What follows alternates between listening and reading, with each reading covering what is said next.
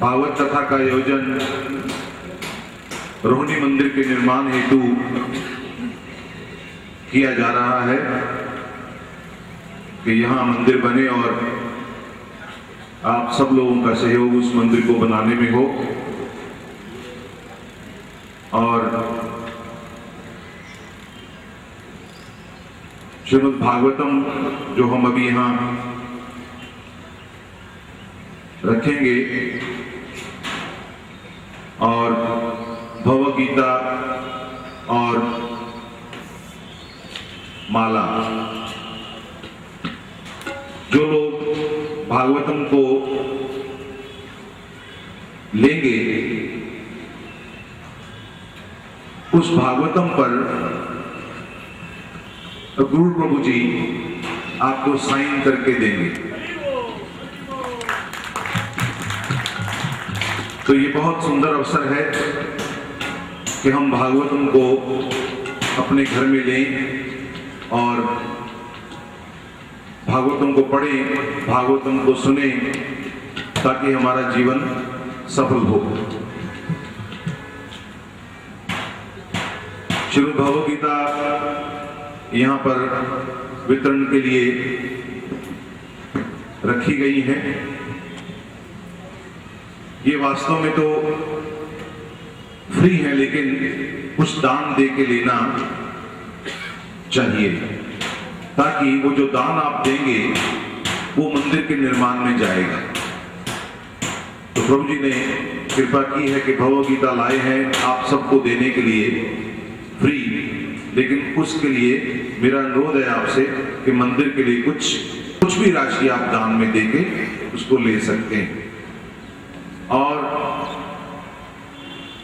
जैसे कल प्रभु जी ने कहा, हमारा जो जीवन है वो भगवान के नाम में, भगवान के ध्यान में जाना चाहिए। तो उसके लिए प्रभु जी ने माला लाए हैं आज, माला और झोली, वो भी फ्री है, लेकिन उसके लिए भी आपसे अनुरोध है कि कुछ राशि दान में जरूर दीजिए। तो आज बड़ा सुंदर आपके पास अवसर है कि श्रीमद् भागवतम, श्रीमद् भगवद गीता और माला, भगवान का नाम उस पर जपिए और अपने जीवन को सफल बनाइए। श्यामचंद्र प्रभु माल्य अर्पण करेंगे गुरु प्रभु जी को।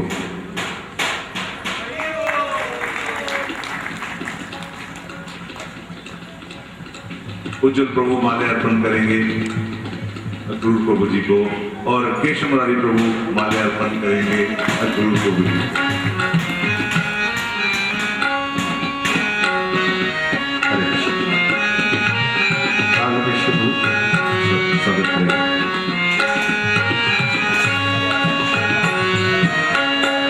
तो हम लोग तैयार हैं श्रवण के लिए और वक्ता भी तैयार है कथा करने के लिए। तो आप सबसे प्रार्थना, अपने मोबाइल फोन स्विच ऑफ करें। धन्यवाद। हरे कृष्ण।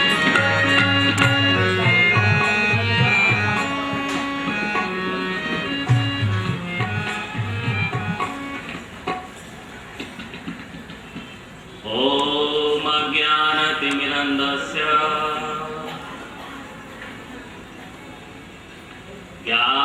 ज्ञानाञ्जनशलाकया चक्षुरुन्मिलितं येन तस्मै श्रीगुरवे नमः। तस्मै श्रीगुरवे नमः। श्रीचैतन्यमनोभीष्टं श्रीचैतन्यमनोभीष्टं स्थापितं येन भूतले येन भूतले स्वयं रूप कदा स्वयं रूप कदा मह्यं ददाति स्वपदान्तिकं। हे कृष्ण करुणा सिंधु हे कृष्ण करुणा सिंधु दीनबंधो जगत्पते दीनबंधो जगत्पते गोपेश गोपिका कांत गोपेश गोपिका कांत राधाकांत नमोस्तुते राधाकांत नमोस्तुते।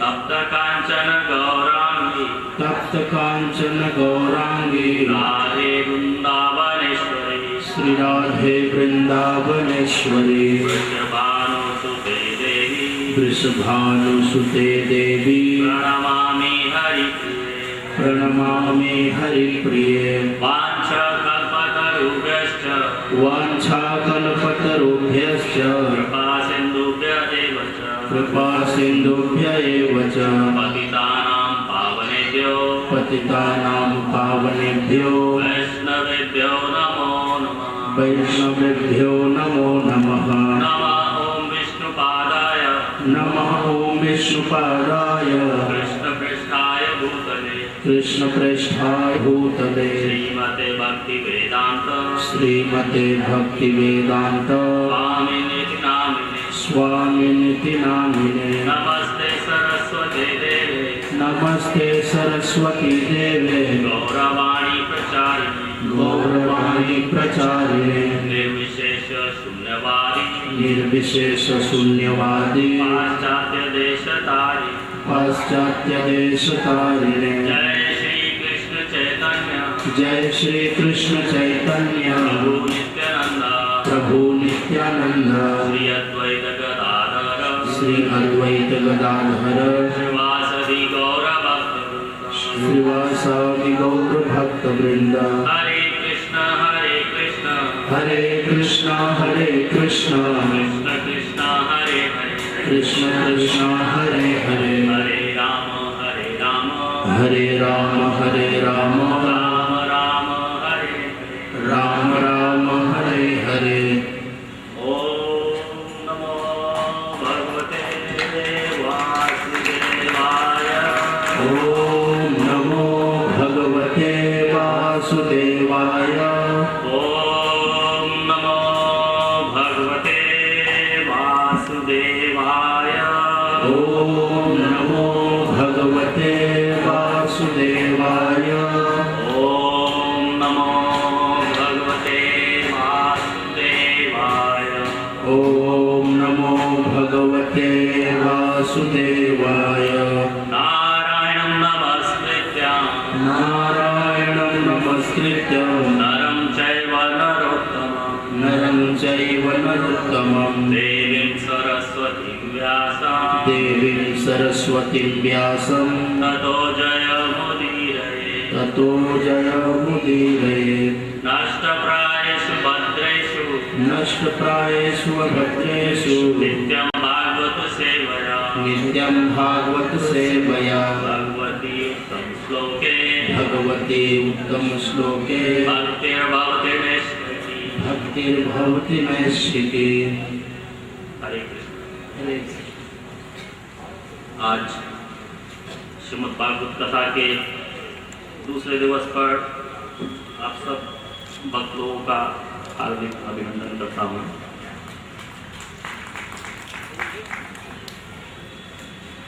कल हमने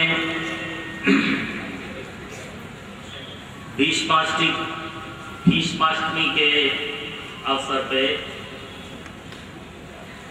भीष्म पितामह का इतिहास बताया और श्रीमद् भागवतम के प्रथम स्कंद सर्ग और द्वितीय स्कंद विसर्ग के बारे में संक्षेप में बताया।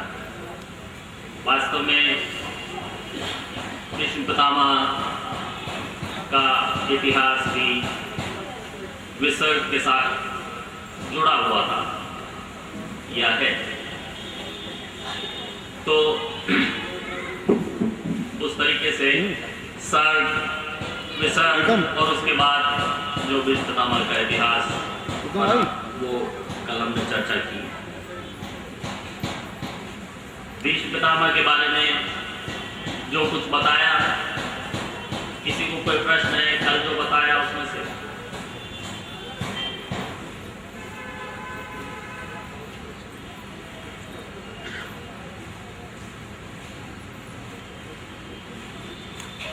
किसी को कोई प्रश्न नहीं है, इसका मतलब सबको सब कुछ याद है कल का, तो प्रश्न मैं पूछ सकता हूँ।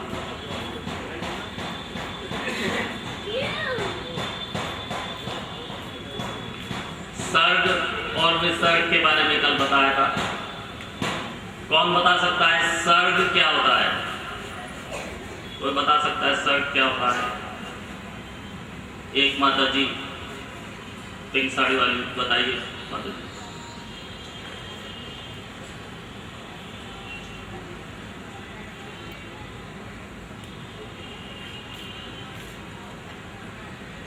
कृष्ण प्रभु जी, सर्ग होता है प्राइमरी क्रिएशन। Primary creation. और जिन लोगों को इंग्लिश नहीं आती उनके लिए मतलब कि जो सबसे पहले भगवान one is the creator of the universe. जिन लोगों को इंग्लिश नहीं आती उनके लिए संसार के रचयिता। संसार के रचयिता। संसार के रचयिता तो ब्रह्मा जी को भी माना जाता है।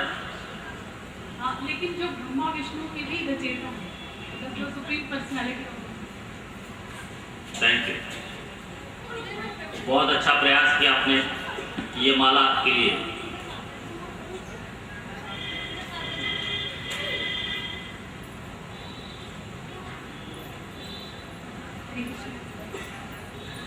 हरे कृष्ण।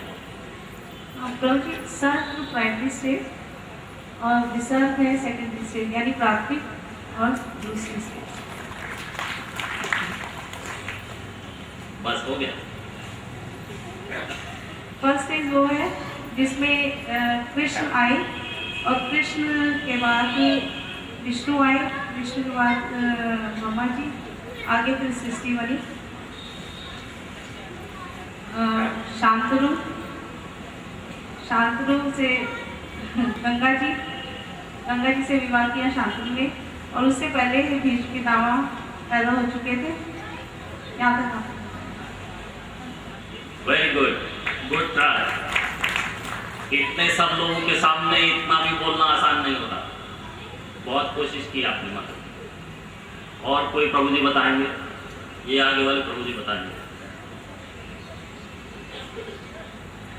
सर्ग वो है जो कृष्ण भगवान ने बनाया, और विसर्ग जो है जो ब्रह्मा जी ने सृष्टि की।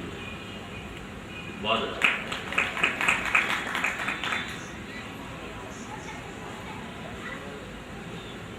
जो कृष्ण जी ने बनाया है वो सर्ग है, और जो उसके बाद ब्रह्मा जी ने बनाया है वो विसर्ग है। वो तो ठीक है, बहुत अच्छा है, राइट है। लेकिन सरल शब्दों में 2 लाइन में उसका भावार्थ ये है कि ये जो ब्रह्मांड है जिस तरह से हमें दिखता है, उसके अंदर मेन चीज क्या बताई थी? ये माटी, ये वातावरण, ऑक्सीजन, एयर, हवा, पानी, माटी, इन सब चीजों के ऊपर हमारा जीवन पूरी तरह से निर्भर है।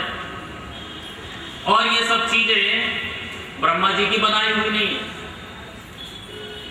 ये भौतिक जगत का निर्माण करने के लिए भगवान जो संकर्षण के रूप में पहला विस्तार करते हैं, उसमें से शिरोदक्षाय विष्णु का विस्तार करते हैं, और शिरोदक्षाय विष्णु के शरीर में से ये ब्रह्मांड पूरे के पूरे बने बनाए प्रकट होते हैं। और ब्रह्मांड के अंदर गर्भोदक्षाय विष्णु और उनके नाभि से निकले हुए कमल और उसके ऊपर ब्रह्मा जी की भी जो उत्पत्ति है, वहां तक सर्ग। जिस तरह से ये ब्रह्मांड है, कल बताया कि बहुत सारे अनंत कोटि ब्रह्मांडों में से एक है, उस तरह से ये भी पता चलता है कि ये एक बहुत छोटा ब्रह्मांड है।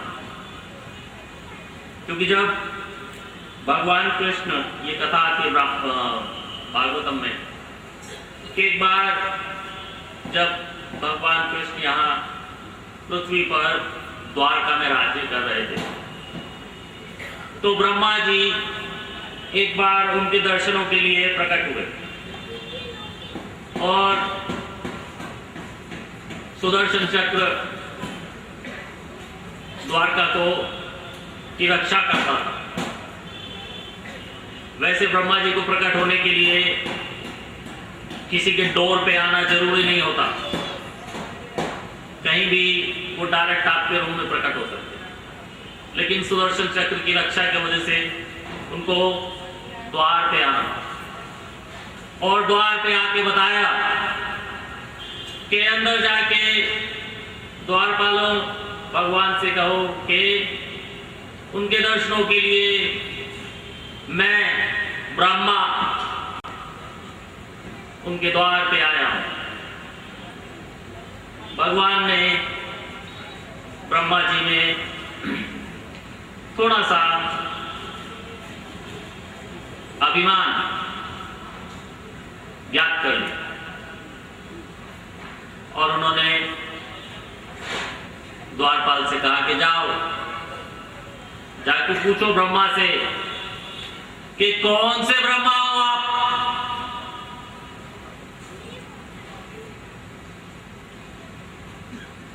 तो जब द्वारपालों ने जाके पूछा ब्रह्मा जी से कि आप कौन से ब्रह्मा हो, तो ब्रह्मा जी तो ऑलमोस्ट रुष्ट हो गए। अरे मैं ब्रह्मा, स्वयं ब्रह्मा।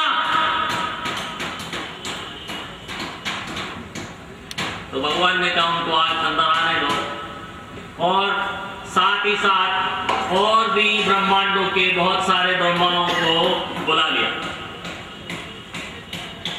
जिससे कि जब ब्रह्मा जी अंदर आए तो देखें वो इस संसार में अकेले ब्रह्मा नहीं है। इस भौतिक जगत में बहुत सारे ब्रह्मांड, सबके अलग अलग ब्रह्मा हैं।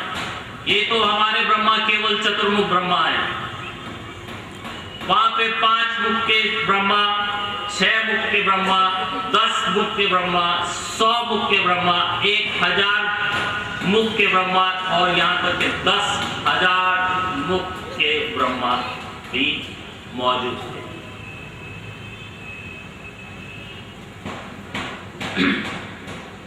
ये भागवतम में कथा आती है, और जो हमारी कृष्ण आर्ट बुक है जिसमें भागवतम की कथाओं के चित्रण किए हुए हैं, उसमें ये चित्र भी है कि कैसे 1,000 मुख के ब्रह्मा वहाँ सब एकत्र हुए हैं भगवान के दरबार में, और वहाँ पे जाके हमारे चतुर्मुख ब्रह्मा ऐसा प्रतीत कर रहे हैं कि इस दुनिया में मेरे से छोटा कोई नहीं है।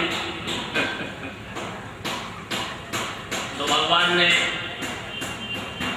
ब्रह्मा जी का जो मिथ्या अहंकार दूर करने के लिए ये सभा बुलाए थे, लेकिन वास्तव में हमारे ब्रह्मांड से कहीं ज़्यादा बड़े बड़े ब्रह्मांड इस भौतिक संसार में है, श्रीमद् भागवतम के अनुसार। ये मैं नहीं कह रहा।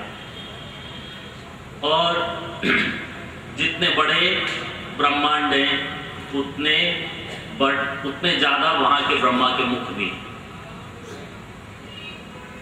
तो सर्ग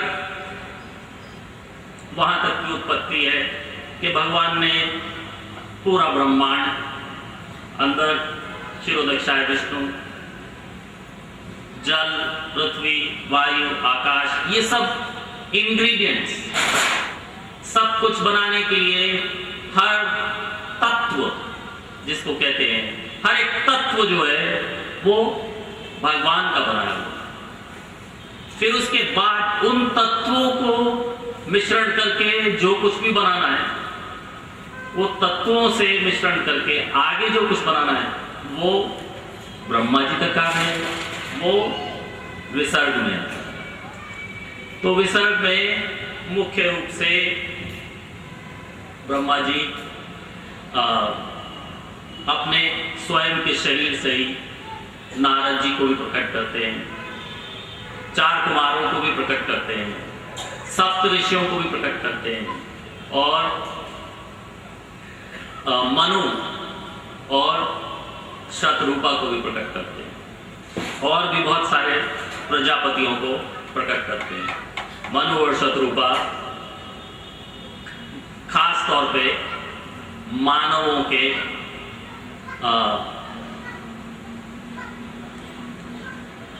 माने जाते हैं जन्म देने वाले, और जो बाकी के प्रजापति, जैसे कि कल बताया बहुत से प्रजापतियों में एक दक्ष प्रजापति भी हैं जिनकी 60 कन्याओं से ये सारी